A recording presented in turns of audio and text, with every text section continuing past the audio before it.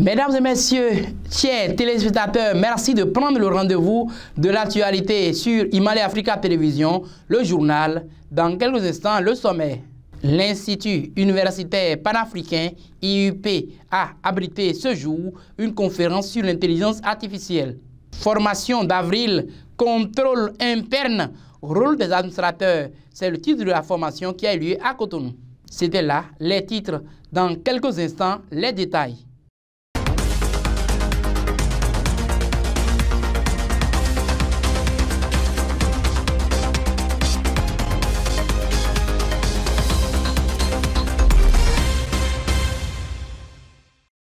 Bienvenue à tous et à toutes dans ce journal.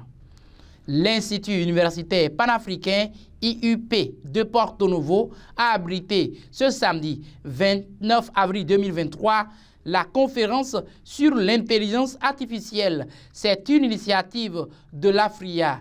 Voici le reportage. L'Institut panafricain basé à Porto Novo a servi de cadre ce samedi à une conférence sur l'intelligence artificielle intitulée Digital Impact Day. Étudiants, chercheurs et particuliers ont pris part aux travaux de cette conférence. Pour le président mondial de l'Afria, qui parle d'intelligence artificielle, parle d'informatique. L'objectif était de montrer la puissance du numérique en général et de l'intelligence artificielle en particulier pour transformer la vie des citoyens, notamment les jeunes, pour créer des entreprises en ligne, créer des opportunités en ligne et travailler, gagner sa vie honnêtement et dignement sans tomber dans la cybercriminalité, la cyberescroquerie que nous déplorons actuellement au Bénin et dans le monde.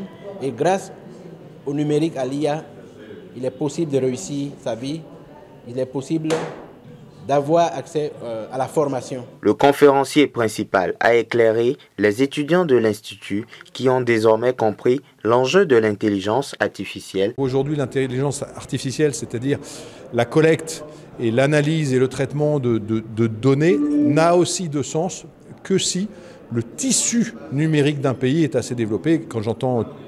Ce que j'entends par tissu numérique, c'est évidemment l'équipement du pays en infrastructure numérique, évidemment la capacité qu'ont les gens à utiliser le numérique, la formation du grand public au numérique, évidemment le tissu des entreprises numériques, Internet, etc. Parce que sans ce tissu, qui est un préalable, ça ne sert à rien d'avoir une infinité de données qu'on peut travailler, qu'on peut utiliser via l'intelligence artificielle. Donc les deux sujets vont de pair, le développement, l'équipement, l'inclusion numérique du pays, avec à côté, effectivement, l'arrivée de toutes ces nouvelles technologies d'analyse de l'information que sont l'intelligence artificielle. En ce qui le concerne, le président national remercie les participants qui ont marqué le déplacement pour honorer ce rendez-vous de haute portée.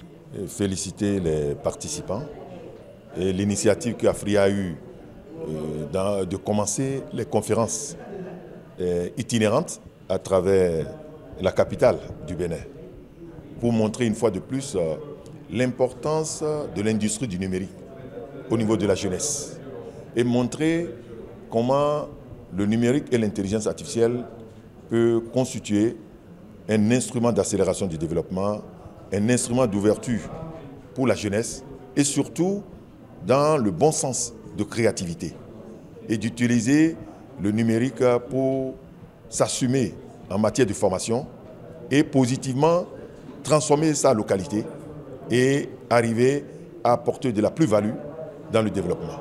C'est ça ma joie ce matin où nous avons pu l'organiser dans un centre universitaire qui se donne de grandes ambitions panafricanistes. Pour sa part, le président de l'Institut panafricain trouve bénéfique cette rencontre qui pourra aider les étudiants du dit centre. Et ce qu'ils ont appris à faire, ils peuvent créer leur start-up, ils peuvent créer leurs entreprises, ils peuvent aller au-devant des enjeux qui sont celles de mobiliser de l'argent à travers les numériques. Et nous sommes là pour les accompagner. Nos amis français sont là pour les accompagner parce que nous avons un partenariat gagnant-gagnant.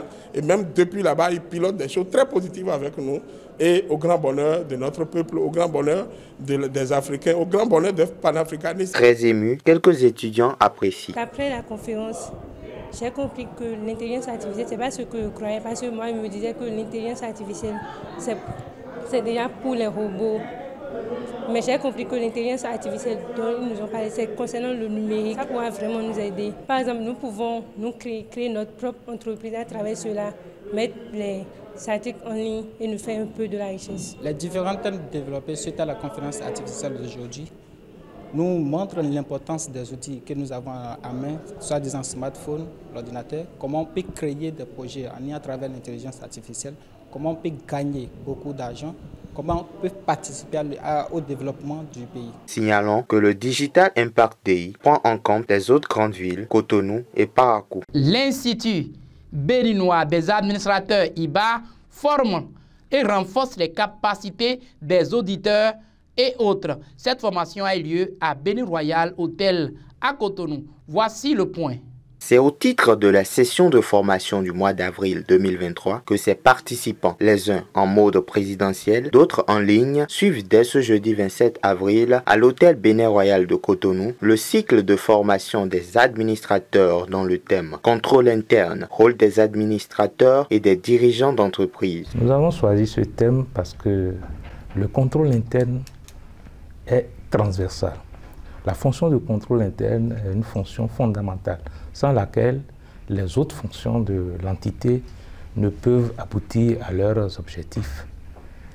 Et quand on parle de contrôle interne, c'est l'ensemble des mesures de sécurité, des moyens, des procédures mises en place pour pouvoir atteindre les objectifs de façon efficace et efficiente, tout en préservant donc, la sécurité des biens et des personnes et en fiabilisant l'information financière. Donc le contrôle interne est au sein de toutes les fonctions d'une entité, donc d'une entreprise publique comme privée. En termes délibérés, pertinents, le présent thème qui rassemble des cadres gestionnaires, administrateurs déjà dans leur structure et entreprise, toute une journée interactive, le recyclage formation est venu réaffirmer leur savoir-faire. Et c'est pourquoi le formateur, l'enseignant-chercheur Christian Mebonou n'est pas allé par 4 chemins. Dans le cas du contrôle interne, nous voyons comme risque tout événement aléatoire ou probabilisable qui nous empêche d'atteindre un objectif. Et comme ça, nous comprenons le risque lorsque nous sommes au niveau du contrôle interne. Est-ce qu'il y a une situation, un événement, un élément qui empêche d'atteindre un objectif? Et il ne faut pas alors confondre le risque avec l'incertitude. Donc on va faire, comme l'a souligné Frank Knight, l'incertitude, c'est qu'on n'a même pas la possibilité de l'entrevoir. Je prends le cas de la Covid en 2020. Au 31 décembre 2019, personne n'a imaginé qu'il y aura quelque chose qu'on a appelé la Covid. Là, ça devient une situation complètement incertaine. Ça fait de l'incertitude. Par contre, lorsque je parle de risque, c'est que j'ai la possibilité d'imaginer les possibilités de réalisation de cet événement-là. Et dans ce cas, on peut alors contextualiser ou on peut alors examiner le risque dans la logique des probabilités. Parce qu'on peut évaluer la probabilité pour que tel risque-là soit. L'objectif de l'IBA, Institut béninois des administrateurs, se veut plus clair. Le risque, comme l'a défini le formateur, c'est un événement qui pourrait empêcher l'atteinte des objectifs. De façon beaucoup plus théorique, nous dirons que c'est un événement qui, une fois survenu, un événement dont la survenance pourrait compromettre donc l'atteinte des objectifs. C'est un événement qui serait donc dommageable ou préjudiciable, aussi bien pour une personne physique que pour une personne morale qu'est l'entreprise. Donc, dans sa définition tout à l'heure, il a parlé de 2 éléments qui caractérisent le risque, à savoir sa probabilité ou son occurrence, c'est-à-dire la fréquence d'apparition du risque et de l'impact. Et partant de ces 2 choses, on peut évaluer la gravité du risque. Et ça permet à l'entité, donc aux dirigeants d'entreprise, de savoir quel risque il faut prioriser en matière de maîtrise. Parce que le contrôle interne, comme on le dit, c'est d'abord la maîtrise des risques. En somme, l'IBA se veut un centre de référence à la professionnalisation et de normalisation de la fonction d'administrateur d'entités publiques comme du secteur privé au Bénin et en Afrique de l'Ouest. Présents à la formation d'avril de l'Institut béninois des administrateurs, quelques participants ont donné leurs impressions. Voici les propos recueillis par Florentin Adandé et Delphin Gandonou. Dans ce rendez-vous de réel apprentissage pointu en mode actuel interactif, au-delà de la complexité du thème de recyclage, les participants sont répartis sur ces nouvelles aptitudes et nouveaux gains de connaissances professionnelles. Vous ne pouvez pas atteindre vos objectifs lorsque vous n'avez pas un système de contrôle interne fiable, solide. Alors, la réussite d'une organisation repose sur la fiabilité, l'efficacité de son système de contrôle interne. Et lorsque nous disons contrôle interne, c'est l'ensemble, c'est tous les acteurs du système de l'entreprise qui y participent. Alors ce que j'ai gagné ce matin, entre autres, j'ai vu qu'il est nécessaire pour le dirigeant d'entreprise de maîtriser, d'avoir la maîtrise de son système de contrôle interne et qui va passer par la maîtrise des risques. Et vous savez qu'il y a des risques partout. Un simple risque peut survenir et entraîner la fermeture de votre entreprise. C'est toute l'importance de ce que nous avons gagné ce matin.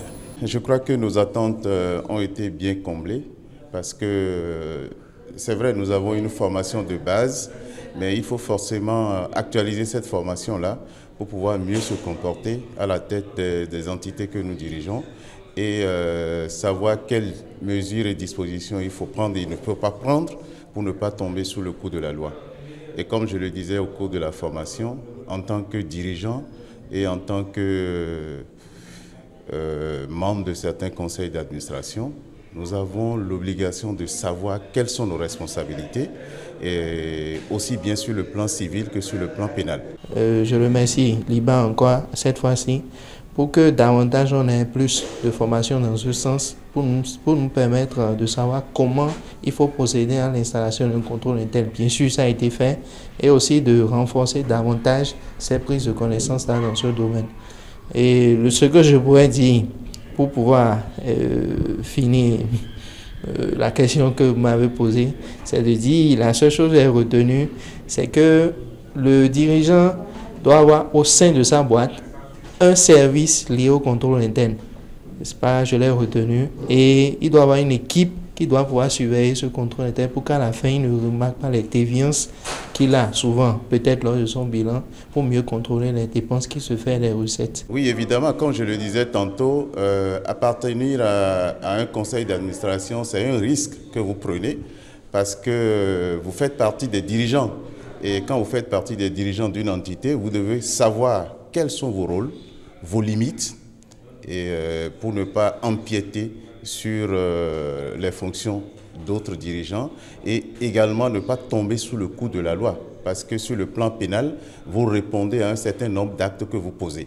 Et par conséquent, il faut s'aguerrir, s'outiller pour ne pas passer à côté de la plaque. Éducation nationale, les travaux de l'examen blanc départemental pour le compte du département de Lomé ont pris fin ce mercredi 26 avril 2023. Une équipe de notre rédaction a fait le constat du bon déroulement des travaux de ces examens sur le terrain. Voici le compte rendu.